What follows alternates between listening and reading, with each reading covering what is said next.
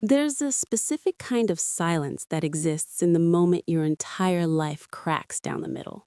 Not the peaceful kind, not the Sunday morning, coffee steam, birdsong kind of silence. The other kind. The kind that has a sound underneath it, like pressure building behind a wall that is just about to give. I know that silence intimately now. I heard it on a Saturday evening in October, sitting across from my husband of 7 years at the restaurant where he had proposed to me. The candles were lit. There were roses on the table. He had arranged them himself, or so I thought. The sommelier had already poured the Barolo. My dress was new. I'd spent 40 minutes on my hair. And Marcus, my husband, my partner, the man I had rebuilt my entire life around after losing everything at 31, slid a manila envelope across the white linen tablecloth, looked me directly in the eyes, and said, "I think it's time we stop pretending." Inside that envelope were divorce papers, already drafted, already signed by him, dated, notarized, and attached to a financial disclosure that had clearly been prepared by a very expensive lawyer over a very long period of time. He had planned this, all of it. The restaurant, the date, our anniversary, the roses that weren't a gesture of love but a prop in the performance of my own humiliation. What Marcus did not know, what he could not have anticipated in his most elaborate planning, was that I had been paying attention every single day for 14 months. So yes, this is a story about betrayal, but it is not a story about a woman who was broken by it. This is a story about what happens when the wrong woman decides to smile, take a breath, and fight back. To understand what Marcus took from me, you need to understand what it cost me to build it in the first place. I'm Natalie. I'm 38 years old now, but this story begins when I was 29, sitting in a studio apartment in Manchester with a business plan printed on 47 pages and exactly £3,200 to my name. I'd just left a salaried marketing position at a mid-sized agency after my then manager, a man who'd taken credit for 2 of my campaigns, made it quietly, professionally, and persistently clear that my career there had a ceiling with his name on it. So I left, and I built. My company, Luma Creative, started as a one-woman brand consultancy operating from my kitchen table. I worked 16-hour days. I ate toast for dinner more nights than I can count. I pitched to clients who looked at me across boardroom tables like I was a temp who'd wandered in from the hallway. I lost pitches. I won some. I reinvested every penny. I hired my first employee, a 23-year-old named Priya, who was still with me today when I was 31. By the time I met Marcus, I was 32, and Luma had just crossed its first million in annual revenue. I was exhausted in the best way. I was proud in a way that lives in your bones. I had built something from nothing, and it was mine. Marcus came into my life at an industry networking event in London. He was charming in the way that well-educated, well-dressed men in finance can be charming, which is to say he was fluent in the language of making you feel seen. He asked thoughtful questions. He remembered what I told him. He laughed at the right moments and went quiet at the right moments, and somewhere between the second glass of wine and him calling me a cab at midnight, I thought, this one is different. He worked in private equity, successful by all outward appearances, nice apartment in Canary Wharf, good suits, the kind of quiet confidence that reads as security rather than arrogance. He was 40, and he'd been divorced once before, something he was upfront about in a way I found refreshing. His ex-wife, he said, had struggled with the demands of his career. They'd grown apart. It was amicable. He had no children. I checked, of course. I'm a businesswoman. I do due diligence. There was nothing alarming. Mutual friends vouched for his character. I let myself fall. We dated for 18 months. He was attentive, communicative, and genuinely seemed to love the fact that I ran my own company. He celebrated my wins. He held my hand through a particularly brutal contract dispute that nearly tanked one of my biggest client relationships. He was good. Or he performed good so convincingly that I never thought to look for the seams. We got married in the Cotswolds, on a day so blue and golden it looked like something from a film. I wore my mother's earrings and cried during the vows, not from nerves, but from what felt like the particular relief of having found something real after years of building alone. My business partner, James, gave a speech that made everyone laugh. Priya caught the bouquet and pretended to be horrified. It was the happiest day of my life. And now I need to tell you about the years that followed, because the truth is that nothing broke dramatically at first. It never does. Betrayal is patient. It moves in slowly, like weather. The first thing I noticed, and filed away as stress, as career pressure, as not a big deal, was that Marcus began showing a persistent interest in Luma's finances. Not in the aggressive, demanding way that would have raised my alarm immediately, in the caring way, the supportive way. He'd ask about revenue cycles over dinner. He'd suggest I loop him in on the big picture because he had contacts who might be useful. He volunteered to take a look at my accounts with one of his finance colleagues. I was busy. I was scaling. I let him look. I want to say something to every woman listening to this right now. Your instincts are smarter than your politeness. There were moments, small, quiet, easily explained away moments where something in me went still and watchful. A phone that got put face down when I walked into a room. A business trip that seemed to run a day longer than scheduled. A new contact in his phone named only S that appeared and disappeared inside of a week. I told myself I was being paranoid, that I was projecting my old professional trauma, the manager who'd stolen my work, onto a man who had given me no real reason to doubt him. I was wrong. And the moment I found out exactly how wrong I was came not with a dramatic confrontation or a tearful confession, but with a spreadsheet. It was a Tuesday in August, 14 months before that anniversary dinner.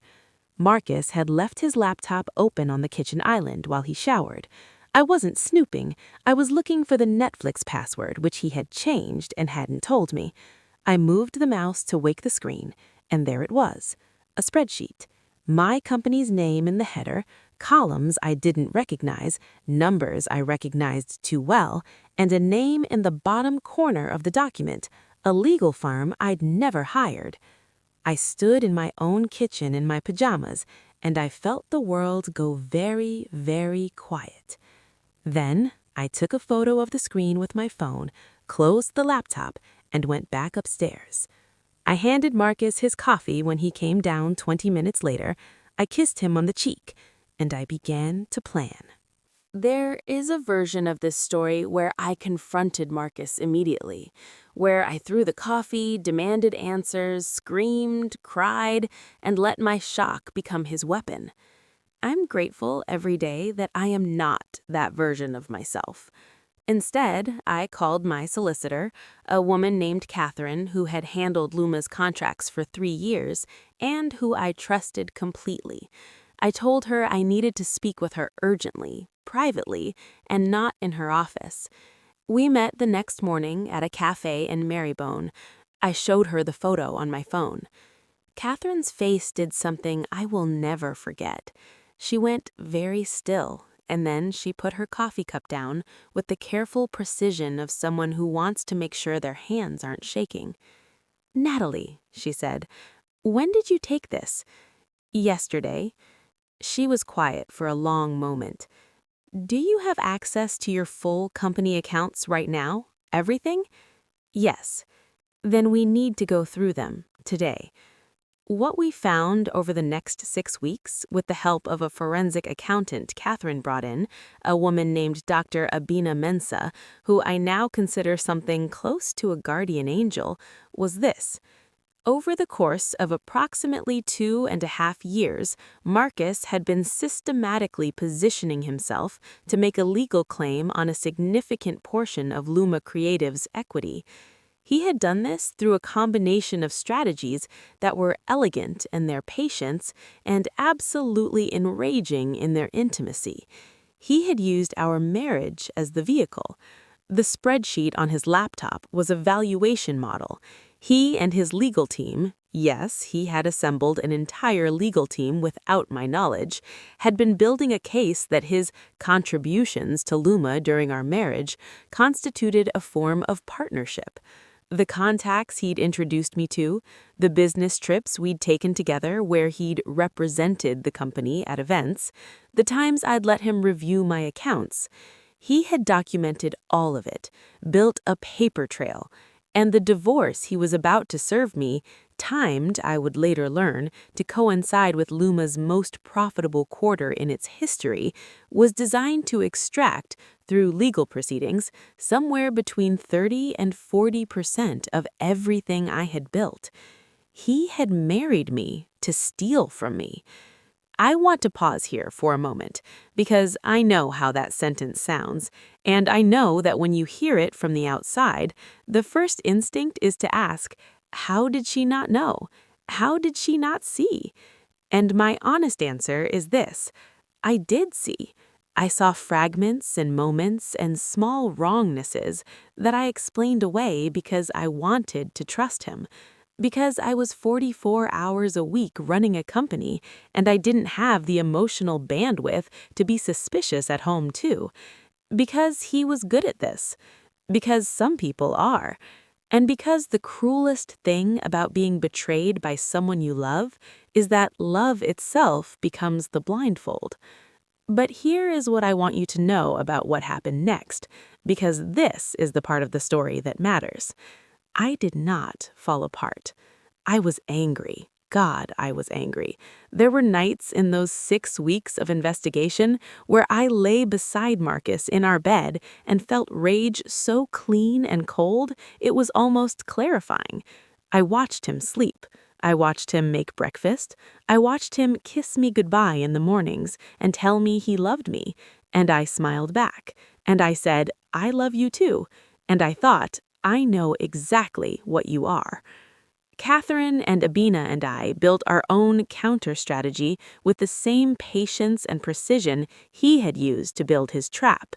We documented everything. We established clearly and thoroughly through corporate records, tax filings, and witness statements from Priya, James, and 3 other long-term employees the exact timeline of Luma's development, overwhelmingly, inarguably, before Marcus entered the picture.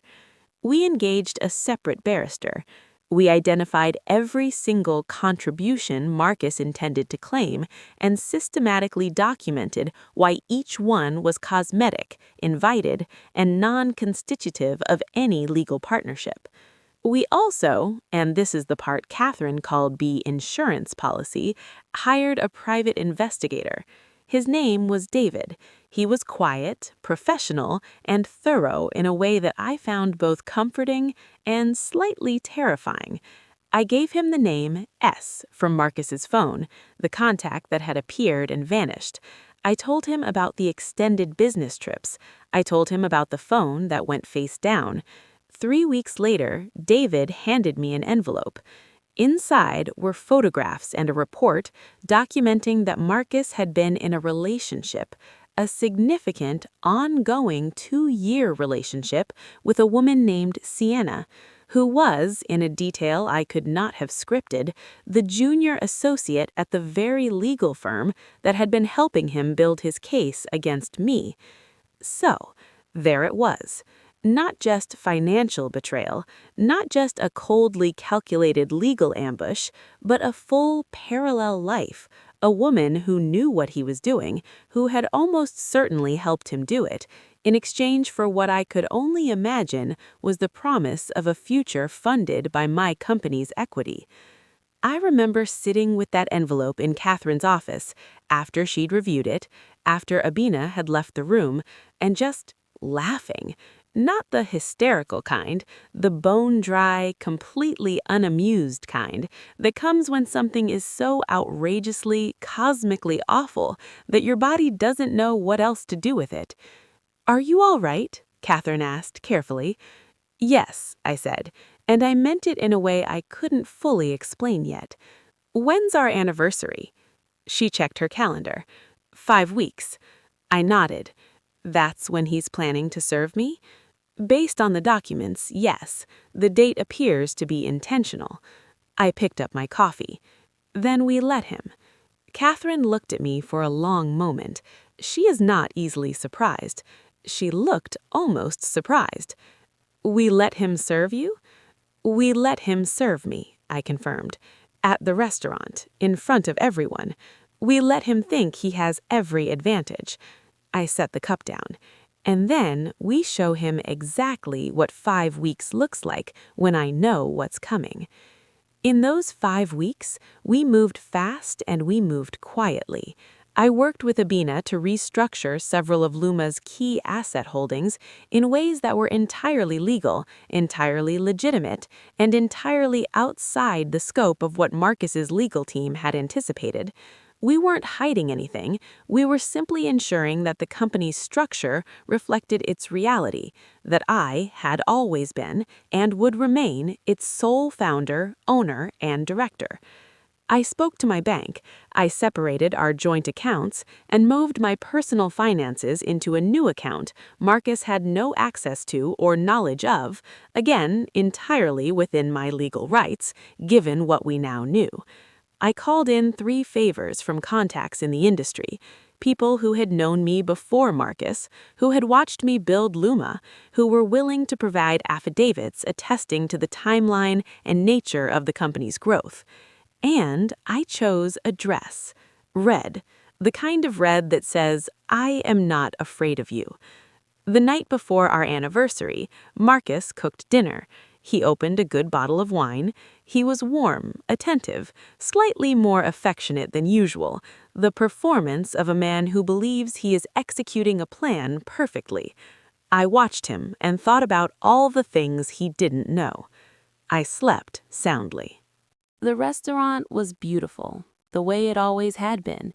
Candlelight on white linen, the low hum of other people's private happiness. The sommelier who recognized us poured the wine and stepped away. Marcus waited until the bread had been served. Ritual timing. Perhaps he'd practiced it. Then he reached into the inside pocket of his jacket and produced the manila envelope, and he slid it across the table, and he said those words. "I think it's time we stop pretending."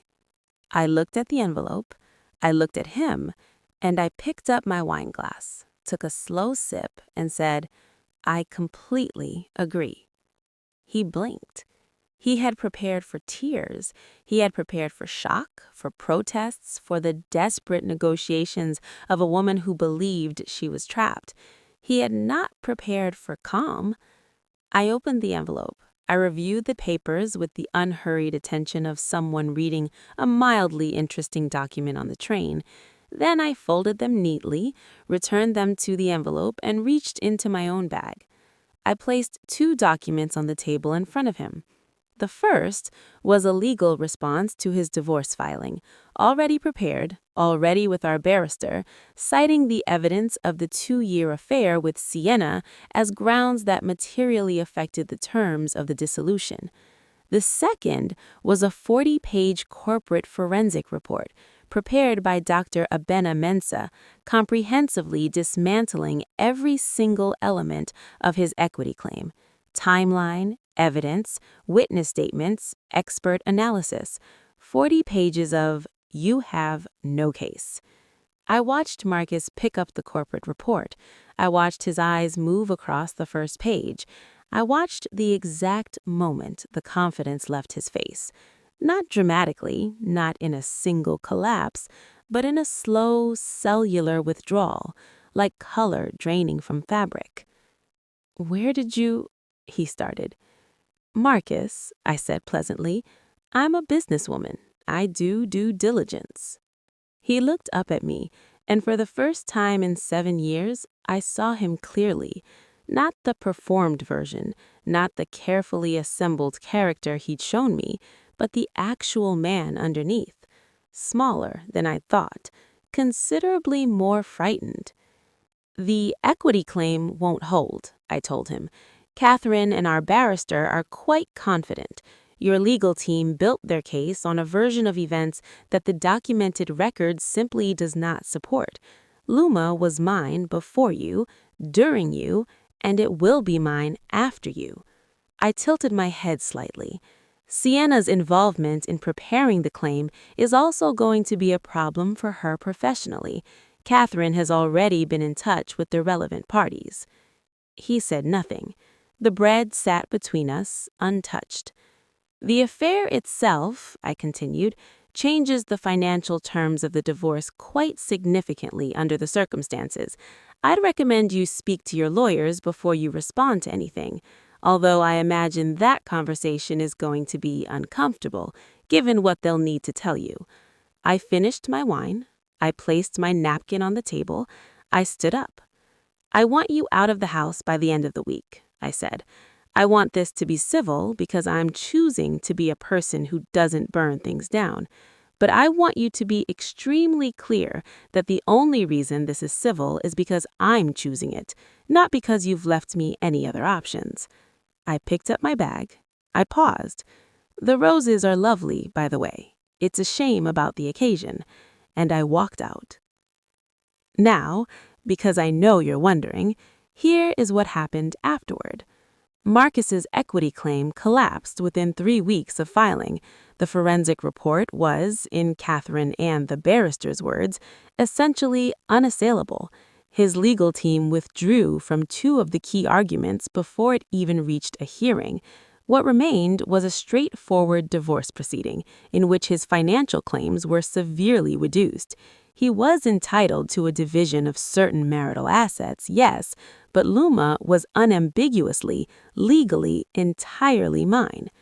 The affair with Sienna and her involvement in his legal strategy was referred to her firm's ethics board. I am not able to tell you the outcome of that proceeding, but I can tell you that she no longer works there. Marcus got a significantly smaller settlement than he had planned for. I know this because his original projections were in that spreadsheet. He had expected to walk away with enough money to fund, from what I could infer, a very comfortable new chapter with someone who had helped him plan the theft of it. Instead, he walked away with his clothes, his car, and a legal bill that Catherine informed me, with poorly concealed satisfaction, was considerable.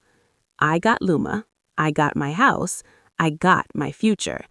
And 3 months later, Priyat and I closed the largest contract in the company's history, an international campaign for a brand you would absolutely recognize. And she opened champagne in the conference room and said, "To the woman who built this and the year she remembered who she was." I cried at that one. The good kind. I've thought a lot about what I want this story to mean. Not as a lesson exactly. I don't think women need more lessons handed to them about what they should have done or what they should do next time. I think we get enough of those. What I want it to be is a reminder that the things someone is trying to take from you, your company, your dignity, your sense of your own story, is only ever as gone as you allow it to be. That there is enormous power in not reacting, in going still, in choosing with full, deliberate awareness exactly when and how and on whose terms the truth comes out. Marcus underestimated me. He made the mistake that a lot of people make, which is confusing a woman's warmth and trust with a woman's vulnerability, confusing the fact that I wanted to believe in him with the idea that I couldn't see him. He forgot that the same woman who built a company from a kitchen table with 3,200 pounds was also perfectly capable of dismantling his plan with a 40-page report and a red dress. We are so much more capable than the people who try to diminish us have imagined. And sometimes, just sometimes, they find that out in a restaurant over untouched bread with a wine glass and an envelope and the very slow realization that they never knew us at all. I want to hear from you. Have you ever had to silently plan your own way out of a situation where someone believed they had all the power? Did you ever have to hold it together while everything in you wanted to react? Tell me in the comments. Your story matters, and this community is here for all of it. If this story resonated with you, please like and share it.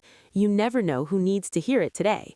Subscribe and come back every week for a new story. I'll see you next time.